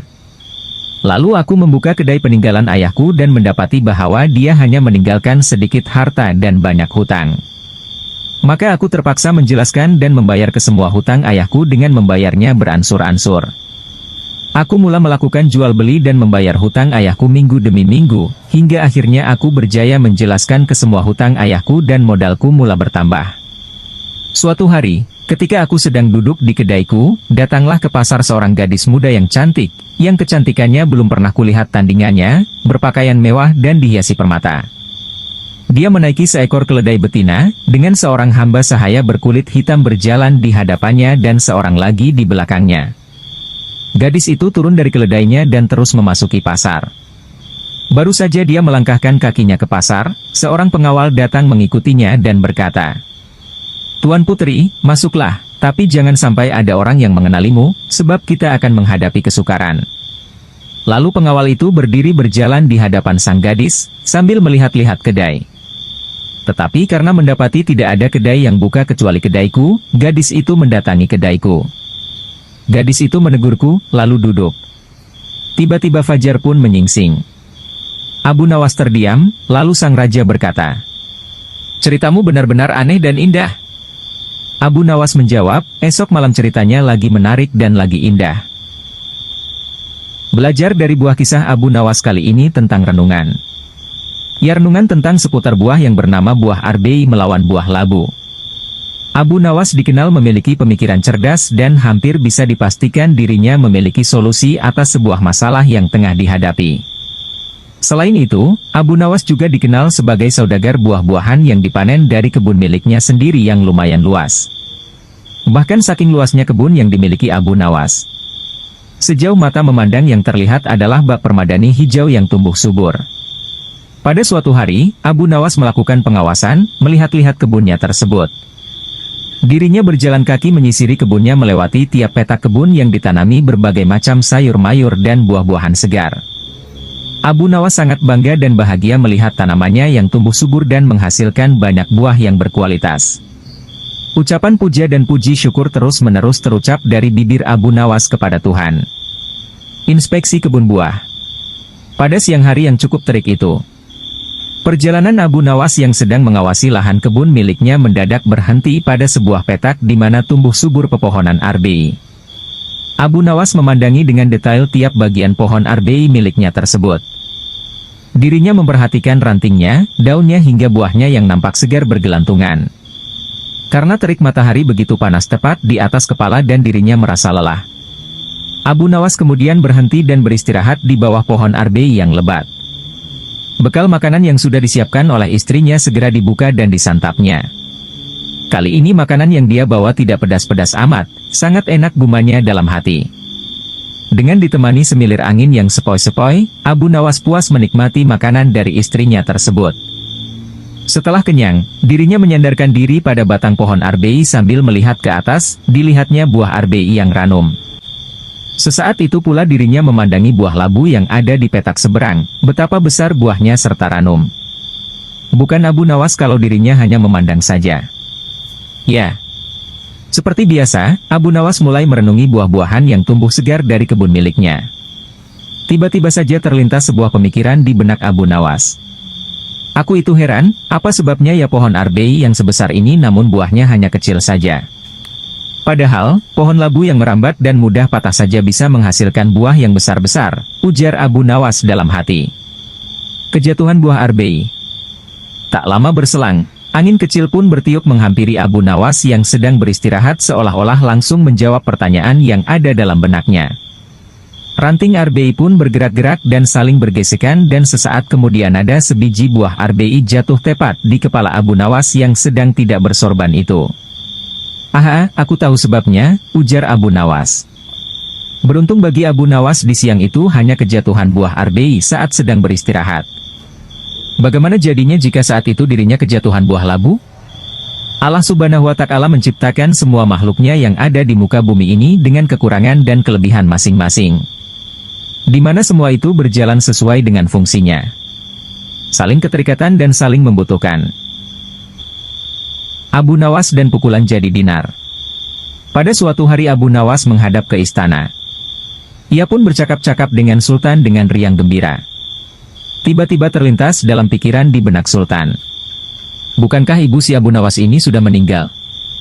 Aku ingin mencoba kepandaiannya sekali lagi. Aku ingin menyuruh dia membawa ibunya ke istanaku ini. Kalau berhasil akan aku beri hadiah 100 dinar. Hai, Abu Nawas, titah Sultan. Besok bawalah ibumu ke istanaku, nanti aku beri engkau hadiah 100 dinar. Abu Nawas kaget. Bukankah beliau sudah tahu kalau ibuku sudah meninggal, tapi mengapa beliau memerintahkan itu, pikirnya. Namun dasar Abu Nawas, ia menyanggupi perintah itu. Baiklah, tuanku, esok pagi hamba akan bawa ibu hamba menghadap kemari, jawabnya mantap. Setelah itu ia pun mohon diri. Sesampai di rumah, setelah makan dan minum, ia pergi lagi. Dijelajahinya sudut-sudut negeri itu, menyusuri jalan, lorong dan kampung, untuk mencari seorang perempuan tua yang akan dijadikan sebagai ibu angkat. Rupanya tidak mudah menemukan sesosok perempuan tua. Setelah memeras tenaga mengayun langkah ke sana kemari hingga jontor, barulah ia menemukan yang dicari. Perempuan itu adalah seorang pedagang kue apem di pinggir jalan yang sedang memasak kue-kue dagangannya. Dihampirinya perempuan tua itu. "Hai, ibu, bersediakah engkau kujadikan ibu angkat?" kata Abu Nawas. "Kenapa engkau berkata demikian?" tanya si ibu tua itu. "Apa alasannya?" Maka diceritakanlah perihal dirinya yang mendapat perintah dari Sultan agar membawa ibunya ke istana. Padahal ibunya sudah meninggal. Juga dijanjikan akan membagi 2 hadiah dari Sultan yang akan diterimanya. Uang itu dapat ibu simpan untuk bekal meninggal bila sewaktu-waktu dipanggil Tuhan, kata Abu Nawas. "Baiklah," kata si ibu tua itu, "aku sanggup memenuhi permintaanmu itu." Setelah itu Abu Nawas menyerahkan sebuah tasbih dengan pesan agar terus menghitung biji tasbih itu meskipun di depan Sultan, dan jangan menjawab pertanyaan yang diajukan. Sebelum meninggalkan perempuan itu, Abu Nawas wanti-wanti agar rencana ini tidak sampai gagal. Untuk itu ia akan menggendong perempapan tua itu ke istana. "Baiklah anakku, moga-moga Tuhan memberkatimu," kata si ibu tua. "Dan terutama kepada ibuku." Keesokan harinya pagi-pagi sekali Abu Nawas sudah sampai di istana lalu memberikan salam kepada Sultan. "Waalaikumsalam, Abu Nawas," jawab Sultan. Setelah itu Sultan memandang Abu Nawas. Bukan main terkejutnya Sultan melihat Abu Nawas menggendong seorang perempuan tua. "Siapa yang kamu gendong itu?" tanya Sultan. "Diakah ibumu? Tapi kenapa siang begini kamu baru sampai?" "Benar tuanku, inilah Ibu Patik, beliau sudah tua dan kakinya lemah dan tidak mampu berjalan kemari, padahal rumahnya sangat jauh. Itu sebabnya Patik gendong ibu kemari," kata Abu Nawas sambil mendudukkan ibu tua di hadapan Sultan. Setelah duduk ibu tua itu pun memegang tasbih dan segera menghitung biji tasbih tanpa henti meski Sultan mengajukan beberapa pertanyaan kepadanya. Tentu saja Sultan tersinggung. "Ibumu sangat tidak sopan, lagi pula apa yang dikatakannya itu sampai tidak mau berhenti?" "Sembah Abu Nawas, ya tuanku Syah Alam, suami Ibu Patik ini 99 banyaknya. Beliau sengaja menghafal nama-nama mereka satu persatu, dan tidak akan berhenti sebelum selesai semuanya." 100 dinas demi mendengar ucapan Abu Nawas tadi perempuan tua itu pun melempar tasbih dan bersembah datang kepada Sultan. "Ya tuanku Syah Alam," katanya. "Adapun Patik ini dari muda sampai tua begini hanya seorang suami hamba. Apabila sekarang ini berada di hadapan tuanku, itu adalah atas permintaan Abu Nawas. Dia berpesan agar Patik menghitung-hitung biji tasbih dan tidak menjawab pertanyaan tuanku. Nanti Abu Nawas akan membagi 2 hadiah yang akan diterimanya dari tuanku." Begitu mendengar ucapan perempuan tua itu Sultan tertawa dan menyuruh memukul Abu Nawas 100 kali. Ketika perintah itu akan dilaksanakan, Abu Nawas minta izin untuk dipertemukan dengan Sultan. "Ya tuanku, hukuman apakah yang akan tuanku jatuhkan kepada hamba ini? Karena engkau berjanji kepadaku akan membawa ibumu kemari. Aku pun berjanji akan memberi hadiah uang 100 dinar. Tapi karena kamu tidak bisa memenuhi janjimu, dapatlah engkau 100 kali pukulanku," kata Sultan. "Ya tuanku, Syah Alam," kata Abu Nawas. "Patik berjanji dengan perempuan tua ini akan membagi 2 hadiah yang akan tuanku berikan kepada hamba. Tetapi karena sekarang hamba mendapat dera, hadiah itu juga harus dibagi 2. Karena yang bersalah 2 orang. Patik terimalah hukuman itu, tetapi 50 seorang dengan perempuan tua ini." Dalam hati Sultan bergumam. Jangankan dipukul 50 kali, dipukul sekali saja perempuan tua ini tidak akan mampu berdiri. Setelah itu Sultan memberi 50 dinar kepada perempuan tua itu sambil berpesan agar tidak cepat percaya kepada Abu Nawas bila lain kali menemuinya. Dengan sukacita diterimanya hadiah itu dan dipandangnya Abu Nawas. "Ya tuanku Syah Alam, ampun beribu ampun, jika ibuku telah mendapat anugerah dari Paduka, tidak adil kiranya bila anaknya ini dilupakan begitu saja." Ya, terimalah pula bagianmu," ujar Baginda sambil tersenyum. "Ini." Semua orang tertawa dalam hati. Setelah Abu Nawas bermohon diri pulang ke rumah, Demikian pula perempuan tua itu dan semua yang hadir di Balairung, dengan perasaan masing-masing. Abu Nawas dan 6 lembu pandai bicara. Pada suatu hari, Sultan Harun al-Rasyid memanggil Abu Nawas menghadap ke istana. Kali ini Sultan ingin menguji kecerdikan Abu Nawas. Sesampainya di hadapan Sultan, Abu Nawas pun menyembah. Dan Sultan bertitah, "Hai, Abu Nawas, aku menginginkan 6 ekor lembu berjenggot yang pandai bicara, bisakah engkau mendatangkan mereka dalam waktu seminggu? Kalau gagal, akan aku penggal lehermu." "Baiklah, Tuanku Syah Alam, hamba junjung tinggi titah Tuanku." Semua punggawa istana yang hadir pada saat itu, berkata dalam hati, "Mampuslah kau Abu Nawas." Abu Nawas bermohon diri dan pulang ke rumah. Begitu sampai di rumah, ia duduk berdiam diri merenungkan keinginan Sultan. Seharian ia tidak keluar rumah, sehingga membuat tetangga heran. Ia baru keluar rumah persis setelah seminggu kemudian, yaitu batas waktu yang diberikan Sultan kepadanya. Ia segera menuju kerumunan orang banyak, lalu ujarnya, "Hai orang-orang muda, hari ini hari apa?" Orang-orang yang menjawab benar akan dia lepaskan. Tetapi orang-orang yang menjawab salah, akan ia tahan. Dan ternyata, tidak ada seorang pun yang menjawab dengan benar. Tak ayal, Abu Nawas pun marah-marah kepada mereka. "Begitu saja kau anggap bisa menjawab? Kalau begitu, mari kita menghadap Sultan Harun al-Rasyid, untuk mencari tahu kebenaran yang sesungguhnya." Keesokan harinya, Balairung istana Baghdad dipenuhi warga masyarakat yang ingin tahu kesanggupan Abu Nawas membawa 6 ekor lembu berjenggot. Sampai di depan Sultan Harun al-Rasyid, ia pun mengaturkan sembah dan duduk dengan hikmat. Lalu, Sultan berkata, "Hai Abu Nawas, mana lembu berjenggot yang pandai bicara itu?" Tanpa banyak bicara, Abu Nawas pun menunjuk ke 6 orang yang dibawanya itu. "Inilah mereka, Tuanku Syah Alam." "Hai, Abu Nawas, apa yang kau tunjukkan kepadaku itu?" "Ya, Tuanku Syah Alam, tanyalah pada mereka hari apa sekarang," jawab Abu Nawas. Ketika Sultan bertanya, ternyata orang-orang itu memberikan jawaban berbeda-beda. Maka berujarlah Abu Nawas, "Jika mereka manusia, tentunya tahu hari ini hari apa.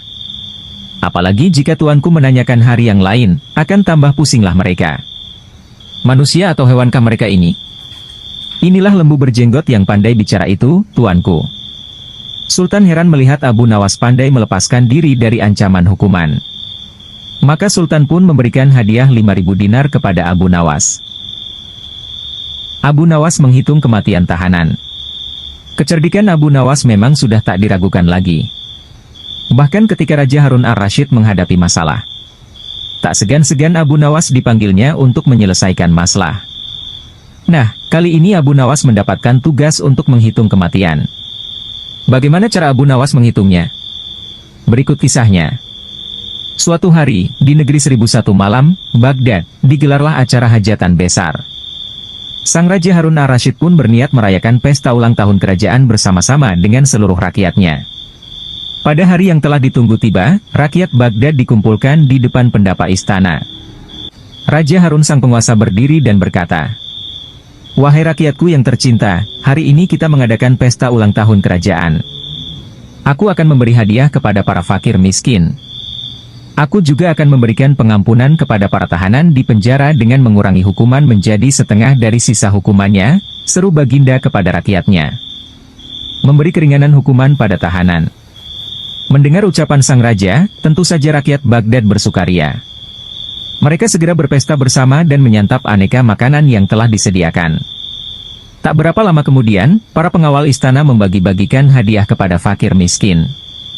Setelah dipastikan seluruh rakyatnya yang fakir miskin mendapatkan hadiah, Raja pun memanggil para tahanan-tahanan pertama yang mendapatkan kesempatan adalah bernama Sofyan. "Sofyan, berapa tahun hukumanmu?" tanya Baginda. 2 tahun Baginda, jawab Sofyan. "Sudah berapa tahun yang kamu jalani?" tanya Baginda lagi. 1 tahun Baginda, jawab Sofyan. "Kalau begitu, sisa hukumanmu yang 1 tahun aku kurangi menjadi setengah tahun sehingga hukumanmu tinggal 6 bulan saja," tegas Baginda. Selanjutnya, dipanggillah Ali. "Berapa tahun hukumanmu Ali?" tanya Baginda. Dengan nada yang sedih, Ali menjawab, "Mohon ampun Baginda, hamba dihukum seumur hidup," jawab Ali. Mendengar jawaban Ali tersebut, Baginda menjadi bingung harus menjawab apa untuk mengurangi hukuman Ali. Di tengah kebingungannya, raja yang terkenal bijaksana ini teringat dengan Abu Nawas. Akhirnya, dipanggillah Abu Nawas. Tak berapa lama kemudian, Abu Nawas yang turut serta dalam pesta ulang tahun kerajaan menghampiri sang raja yang sedang kebingungan itu. Abu Nawas, aku ada masalah mengenai hadiah pengampunan bagi Ali. Dia dihukum seumur hidup sedangkan aku berjanji akan memberikan pengampunan setengah dari sisa hukumannya. Padahal aku tidak tahu sampai umur berapa Ali akan hidup.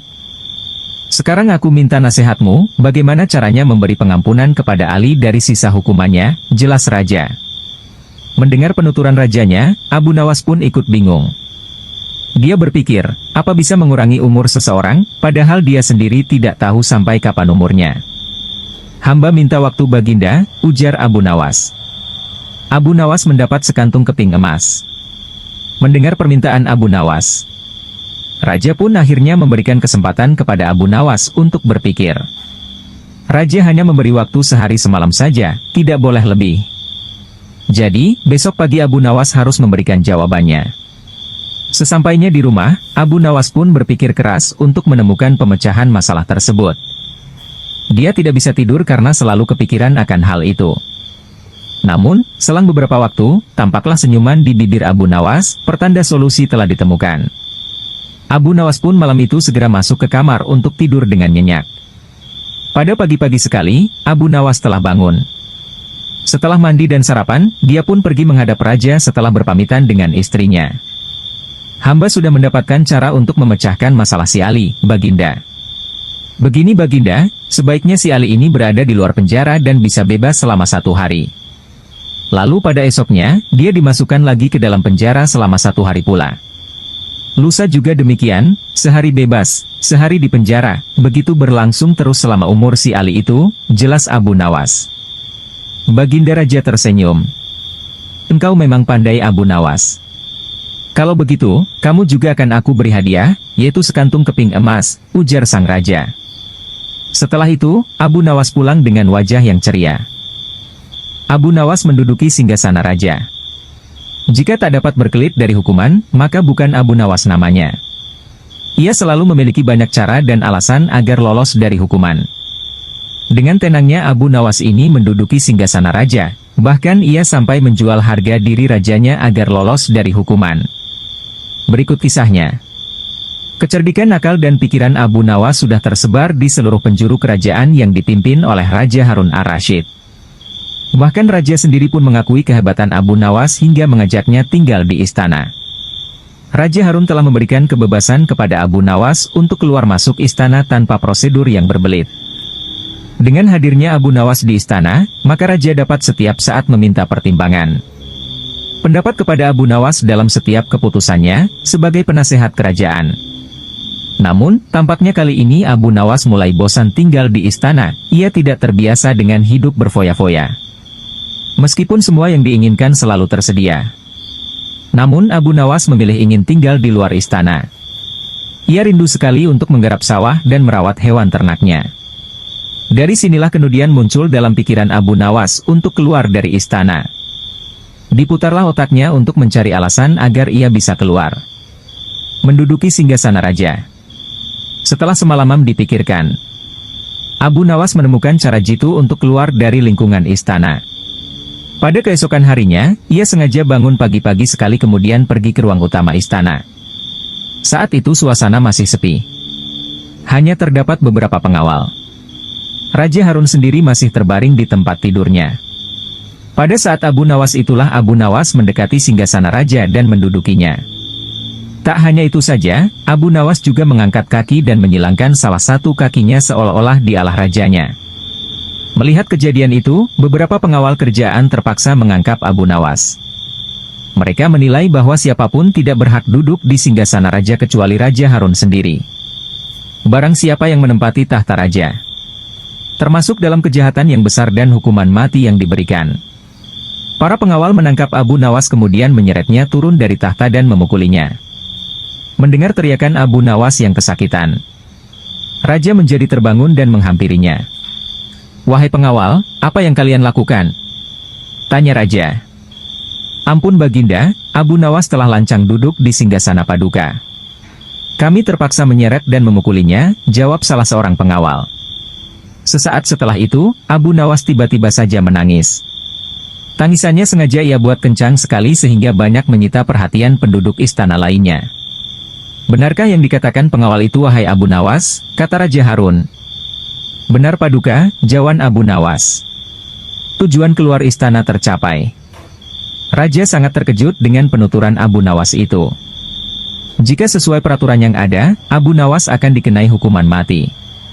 Namun, Raja Harun tak sampai hati melaksanakannya mengingat begitu banyak jasa yang diberikan Abu Nawas kepada kerajaan. Sudahlah, tak usah menangis.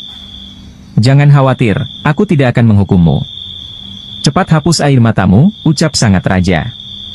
Wahai Baginda, bukan pukulan mereka yang membuatku menangis.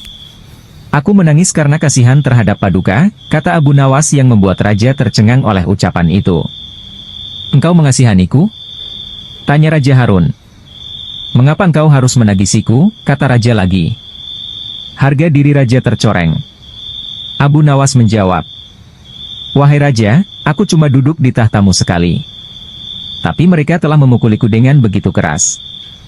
Apalagi Paduka, Paduka telah menduduki tahta selama 20 tahun. Pukulan seperti apa yang akan Paduka terima? Aku menangis karena memikirkan nasib Paduka yang malang, jawab Abu Nawas. Jawaban itu membuat raja tak bisa berbuat apa-apa. Ia tak menyangka Abu Nawas menjual harga dirinya di depan banyak pengawal. Oleh karena itu, Raja Harun hanya menghukum Abu Nawas untuk dikeluarkan dari istana. Baiklah jika demikian. Mulai detik ini kamu harus keluar dari sitanaku, kata raja sedikit geram. Terima kasih Paduka, memang itulah yang saya kehendaki. Balas Abu Nawas sambil menyalami Raja Harun untuk kemudian pamit keluar dari istana. Abu Nawas hamil dan melahirkan. Sultan Harun al-Rashid masyghul berat. Konon, penyebabnya sudah 7 bulan Abu Nawas tidak menghadap ke istana. Akibatnya, suasana Balairung jadi lengang, sunyi senyap. Sejak dilarang datang ke istana, Abu Nawas memang benar-benar tidak pernah muncul di istana. Mungkin Abu Nawas marah kepadaku, pikir Sultan. Maka diutuslah seorang punggawa ke rumah Abu Nawas. Tolong sampaikan kepada Sultan, aku sakit hendak bersalin, jawab Abu Nawas kepada punggawa yang datang ke rumah Abu Nawas menyampaikan pesan Sultan. Aku sedang menunggu dukun beranak untuk mengelurkan bayiku ini, kata Abu Nawas lagi sambil mengelus-elus perutnya yang buncit. Ajaib benar, kata Baginda dalam hati, setelah mendengar laporan punggawa setianya. Baru hari ini aku mendengar kabar seorang lelaki bisa hamil dan sekarang hendak bersalin. Dulu mana ada lelaki melahirkan? Aneh, maka timbul keinginan Sultan untuk menengok Abu Nawas. Maka berangkatlah dia diiringi sejumlah menteri dan para punggawa ke rumah Abu Nawas. Begitu melihat Sultan datang, Abu Nawas pun berlari-lari menyambut dan menyembah kakinya, seraya berkata, Ya Tuanku Syah Alam, berkenan juga rupanya Tuanku datang ke rumah hamba yang hina dina ini. Sultan dipersilahkan duduk di tempat yang paling terhormat, sementara Abu Nawas duduk bersila di bawahnya. Ya Tuanku Syah Alam, apakah kehendak Duli Syah Alam datang ke rumah hamba ini? Rasanya bertahta selama bertahun-tahun baru kali ini Tuanku datang ke rumah hamba, tanya Abu Nawas. Aku kemari karena ingin tahu keadaanmu, jawab Sultan. Engkau dikabarkan sakit hendak melahirkan dan sedang menunggu dukun beranak. Sejak zaman nenek moyangku hingga sekarang. Aku belum pernah mendengar ada seorang lelaki mengandung dan melahirkan. Itu sebabnya aku datang kemari. Abu Nawas tidak menjawab, ia hanya tersenyum. Coba jelaskan perkataanmu. Siapa lelaki yang hamil dan siapa dukun beranaknya? Tanya Sultan lagi. Maka dengan senang hati berceritalah Abu Nawas. Konon, ada seorang raja mengusir seorang pembesar istana. Tetapi setelah 5 bulan berlalu, tanpa alasan yang jelas, sang raja memanggil kembali pembiar tersebut ke istana. Ini ibarat hubungan laki-laki dan perempuan yang kemudian hamil tanpa menikah. Tentu saja itu melanggar adat dan agama, menggegerkan seluruh negeri. Lagi pula apabila seorang mengeluarkan titah, tidak boleh mencabut perintahnya lagi. Jika itu dilakukan, ibarat menjilat air ludah sendiri, itulah tanda-tanda pengecut. Oleh karena itu harus berpikir masak-masak sebelum bertindak. Itulah tamsil seorang lelaki yang hendak bersalin.